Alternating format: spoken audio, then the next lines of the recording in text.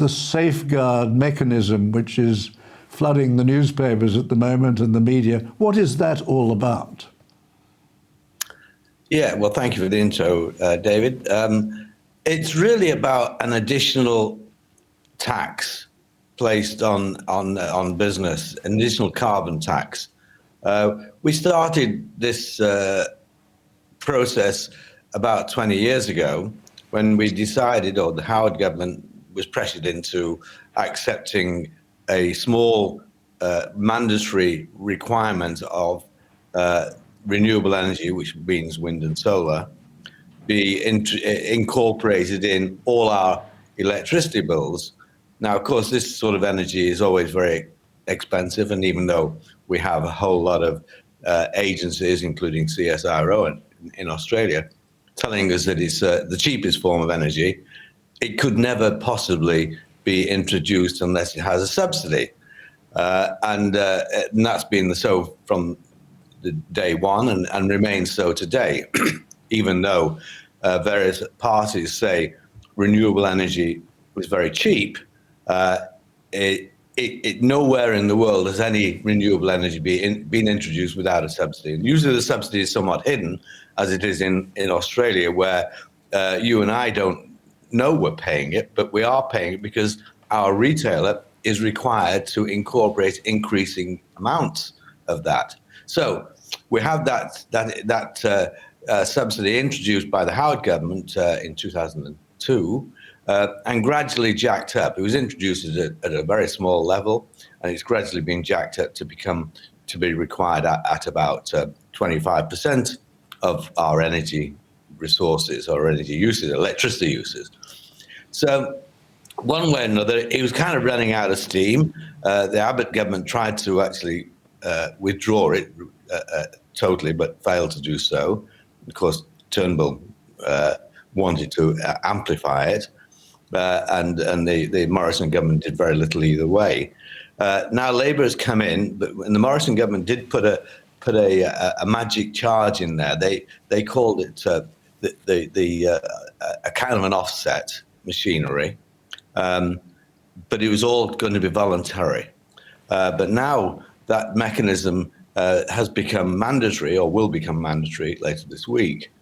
And what it does is require the top 215 firms to reduce their level of carbon dioxide emissions by another 30% over the next 5-6 years.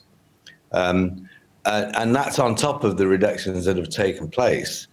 The way they can do this is either by reducing the amount of carbon dioxide emissions, capturing the carbon dioxide and storing it somewhere, or changing their energy mix, or going out of business, or transferring their business overseas.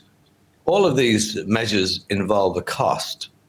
And the latest cost, if we did it in terms of you could just buy, there will be mechanisms where you can buy somebody else's emission reductions, and that would cost about $350 million in terms of the cost on major companies.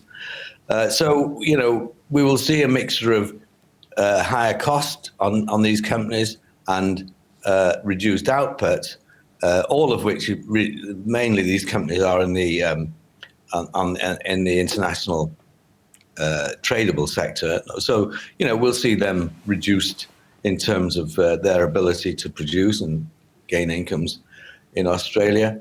And all of this, of course, is pursuant to the long-standing requirement or long-standing goals of reducing our emissions of CO2 on the basis that these emissions of CO2 are creating an increased warming effect for the globe as a whole.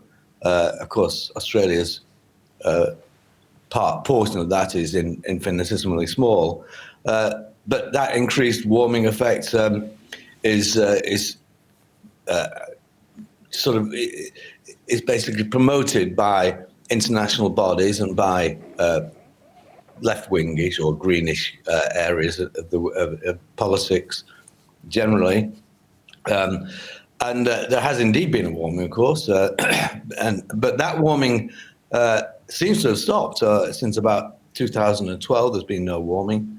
even though carbon dioxide emissions generally are increasing quite rapidly. It all started by looking at the developed world, the US, EU, and Japan, and major countries like that. But those countries now only provide or entail about 30 or 35% of global emissions. The most are now from the developing world, China in particular, which is more than half, India, Indonesia, etc. And these countries don't have the same disciplines. They don't have any disciplines really in terms of their reduction in emission levels. So they will be increasing their emissions of carbon dioxide. In other words, burning coal, burning gasoline, burning gas itself, which is the cheapest form of energy. So they're taking advantage of that.